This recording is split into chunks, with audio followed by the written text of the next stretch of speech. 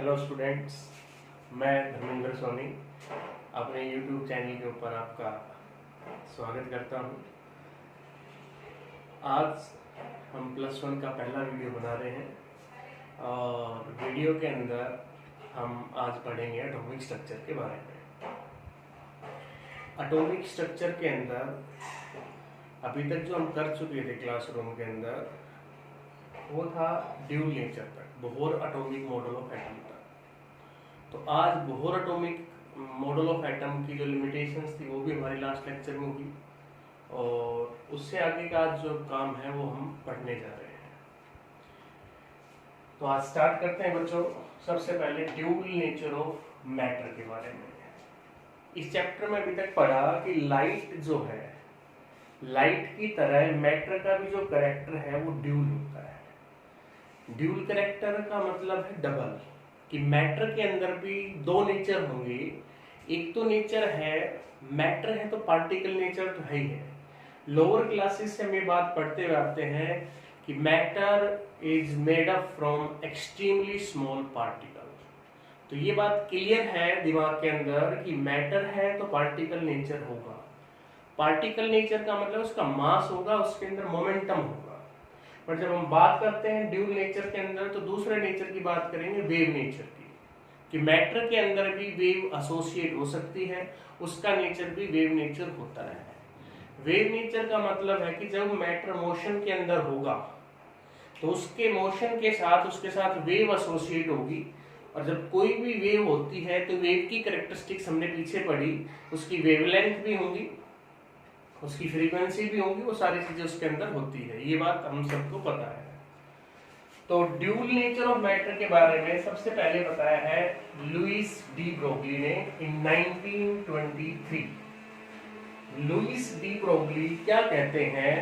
Louis D Broglie ने ये कहा कि like a wave matter has also dual characters, means it behave like a matter as well as wave. If it have wave character, if it associate wave with its motion, then it has definitely wavelength, frequency and other characteristics like wavelength, wave number and velocity etc. Matter waves, matter के motion के साथ जो wave associate उसके अंदर होगी वो कहलाएगी matter waves. और मैटर वेव्स की वेवलेंथ को निकालने के लिए डी ब्रोगली ने इक्वेशन दी और वो इक्वेशन कहलाती है डी ब्रोगली इक्वेशन। तो de Broglie equation is the combination of two equation, one is Einstein equation, other is Planck equation.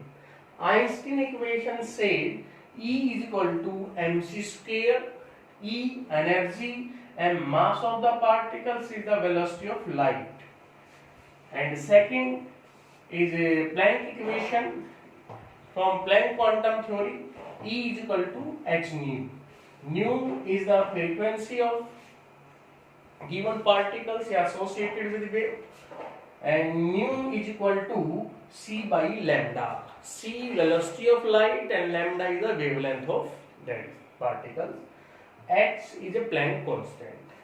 After combining these two equations, equation 1 and equation 2, we get lambda hc is equal to mc square.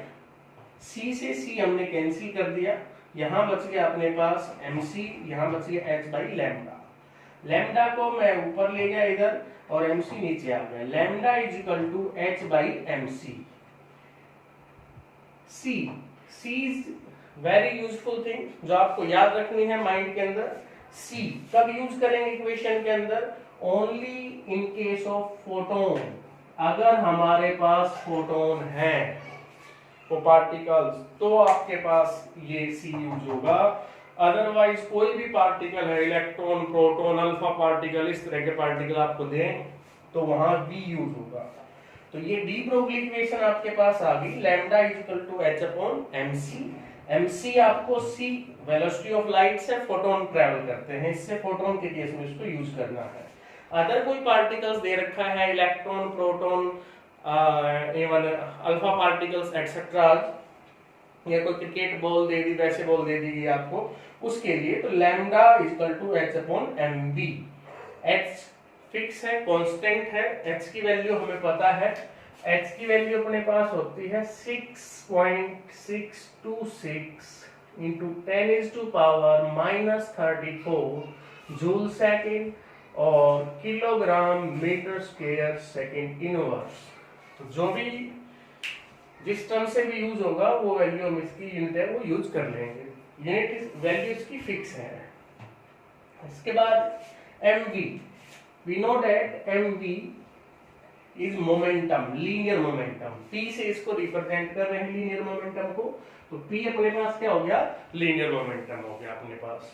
Okay, तो in equation से equation 3 है, तो तीनों को मिलाकर equation 3 है ये। Equation 3 के अंदर आप क्या चीज ऑब्जर्व कर रहे हो कि जो वेवलेंथ है लैम्डा है वो इनवर्सली प्रोपोर्शनल है m के मास ऑफ द ऑब्जेक्ट के। मास ऑफ द ऑब्जेक्ट जितना ज्यादा हो जाएगा उसकी वेवलेंथ है, उसके साथ जो वेवलेंथ एसोसिएटेड होगी वो उतनी ही कम आएगी। इसलिए जो डी ब्रोगली इक्वेशन है वो डेली लाइफ के अंदर सिग्निफिकेंस नहीं रखती है। इस पर भी बड़ा अच्छा इंपॉर्टेंट एक नंबर का थ्योरेटिकल क्वेश्चन बन सकता है academic point of view. What is the significance of D Broglie equation? तो डी ब्रोगली इक्वेशन का सिग्निफिकेंस क्या है? It is significant only for microscopic object like electron, proton, alpha particles etcetera. इनके लिए significant है क्योंकि उनका मास बहुत ही नेग्लिजिबल होता है या कम होता है, इसलिए इनके अंदर जो वेव एसोसिएट होगी उसकी वेवलेंथ को हम इजीली मेजर कर सकते हैं। अदरवाइज डेली लाइफ के अंदर we interact with macroscopic object have large mass due to which their wavelength is very small and not easily measured. Clear है स्टूडेंट्स ये बात? गुड। तो एक तो ये फार्मूला आपके पास यूज होगा डी ब्रोगली इक्वेशन का, ड्यूल नेचर ऑफ मैटर की बात होगी, डेरिवेशंस की बात होगी, ये तीनों फॉर्मूले आपको कब अप्लाई करने हैं उसकी बात होगी है जब आप न्यूमेरिकल करते हो। कंपटीशन एग्जाम के अंदर न्यूमेरिकल आते हैं, न्यूमेरिकल के अंदर डी ब्रोगली इक्वेशन 3 तरीके से यूज हो सकती है। एक तो इसी फॉर्म के अंदर, ये पूरी फॉर्म एक कहलाएगी lambda equal to H upon M V वाली। दो अदर फॉर्म और है in term of kinetic energy and in term of external potential, कि एक्सटर्नल पोटेंशियल जब अप्लाई करेंगे तब क्या होगा, और काइनेटिक एनर्जी की टर्म में हम डी ब्रोगली इक्वेशन को कैसे निकालेंगे, सो डी ब्रोगली वेवलेंथ को कैसे निकालेंगे उसको अभी करते हैं हम। तो यहां तक की बात आपको क्लियर करनी है। न्यूमेरिकल की प्रैक्टिस आपको जरूर करनी है, इन वैल्यू को आपने याद रखना है जो जो वैल्यू आपको बताई जा रही है।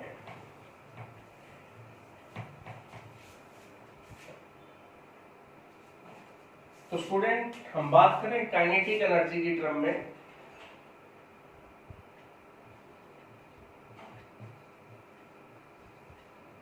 De Broglie equation in term of kinetic energy. Kinetic energy पता है आप सभी को क्या होगी, हाफ एम वी स्क्वायर। अगर मैं इस काइनेटिक एनर्जी को E से लिख दूं और इधर भी m से मल्टीप्लाई करवा दूं और इधर भी m से मल्टीप्लाई करवा दूं तो ये तो हो गया आपके पास m स्क्वायर। अब मैं 2 को इधर ले आऊं तो 2 इधर आने के बाद 2me, E क्या लिखा है kinetic energy, m square v square. Okay, हमें नहीं यहाँ से mv की वैल्यू मैंने फाइंड आउट कर ली, mv is equal to 2me। What is E? E is a kinetic energy. Put this value of mv in this equation, lambda is equal to h upon mv। इस equation के अंदर हम put करते हैं तो lambda is equal to, ये lambda था अपना, इज इक्वल टू एच और इसकी जगह हमने ये रख दिया 2me।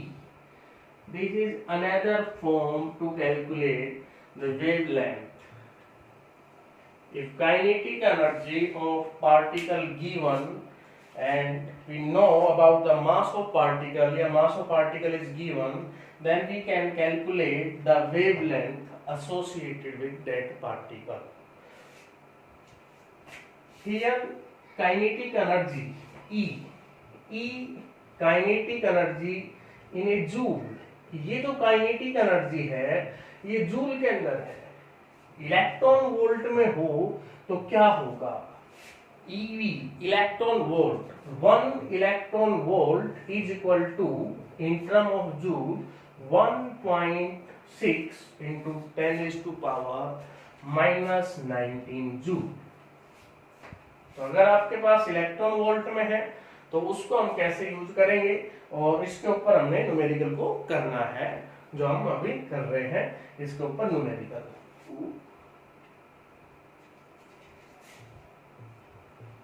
150 divided by E kinetic energy in EV, और यहां से जो वैल्यू आएगी वो एंगस्ट्रॉम में आएगी, यहां से जो वैल्यू आती वो मीटर में आएगी आपके पास।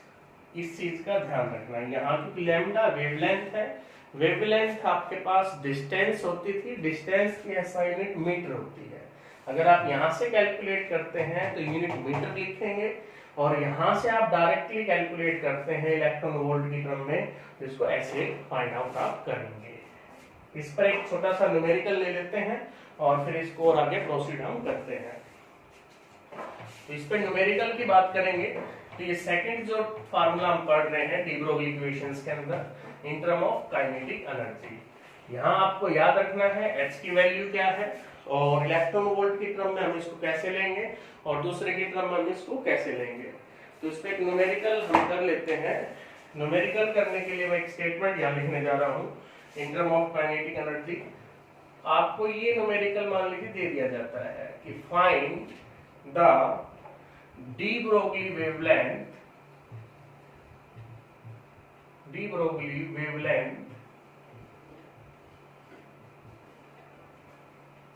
of electron with kinetic energy 9.6 into 10⁻⁻⁰ joule. एक तो आप इसको डायरेक्टली करते हैं तो बड़ा लंबा पड़ता है, आप दो मेथड से इसको फाइंड आउट कर सकते हो। मेथड नंबर वन में क्या लेंगे, उसमें से आपने ये ले लिया lambda is equal to in term of kinetic energy under the root 2m E आपको गिवन है, आप इनकी वैल्यू जानते हो। m है मास ऑफ इलेक्ट्रॉन, इलेक्ट्रॉन का मास कितना होगा dear student, 9.1 into 10⁻⁻31 kilogram. Unit आपको ऐसा यूनिट रखनी है, इस चीज का आपको ध्यान रखना है। E काइनेटिक एनर्जी है, गिवन है, H की वैल्यू आपको पता है, कांस्टेंट है।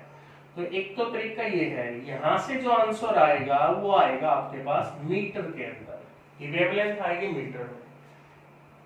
एक ये मेथड है, दोनों मेथड सही है, कंपटीशन में है आप इससे सॉर्ट कर सकते हैं, आसानी से कर सकते हैं। एकेडमिक में आप दोनों यूज कर सकते हैं, कितने नंबर का क्वेश्चन दिया गया उसी तरीके से। Lambda is equal to this, अब हमें यहाँ काइनेटिक एनर्जी इलेक्ट्रॉन वोल्ट में, और यहाँ अपने को दे रखी जूल में, तो इलेक्ट्रॉन वोल्ट में इसको बदलना है, जूल में ये गिवन है, तो 1 joule is equal to 1 by this electron volt. तो जूल की जगह मेरे को ये वैल्यू पुट करनी पड़ेगी। तो यहाँ से काइनेटिक एनर्जी की वैल्यू क्या आ गई आपके पास, यहाँ से वैल्यू आ गई 9.6 इंटू 10⁻⁻19 और डिवाइडेड बाई दिस 1.6 10⁻⁻19। 10⁻⁻19 से -19 कैंसिल हो गया, ये 6 आ गया, यहाँ से जो काइनेटिक एनर्जी आ गई वो इलेक्ट्रॉन वोल्ट के अंदर आ गई है। अब इसको यहाँ पुट करना है आपको, यहाँ पुट करोगे lambda is equal to, lambda में पुट कर दो under the root 150 divided by 6 से डिवाइड करो 25 का रूट 5, और आंसर किसमें आना था, एंगस्ट्रॉम में। तो ये कैलकुलेशन इजी रही, आसान रही है, तो आप दोनों में से किसी के साथ भी कर सकते हो। तो ये आपके पास रिगार्डिंग ये था। अभी इसके बाद हम थर्ड जो इक्वेशंस है डी ब्रोगली इक्वेशंस की फॉर्म के अंदर, पहले सिंपल थी, दूसरी काइनेटिक एनर्जी की फॉर्म में। काइनेटिक एनर्जी इलेक्ट्रॉन के केस में इतनी हो जाएगी, अगर आप इलेक्ट्रॉन की जगह प्रोटॉन लेते हो या आप न्यूट्रॉन लेते हो तो उस तरीके से यहाँ वैल्यू चेंज होती रहेगी। ये एंगस्ट्रॉम के अंदर आंसर आएगा। और अब इसके बाद हम कर रहे हैं next in term of external potential. Okay, good.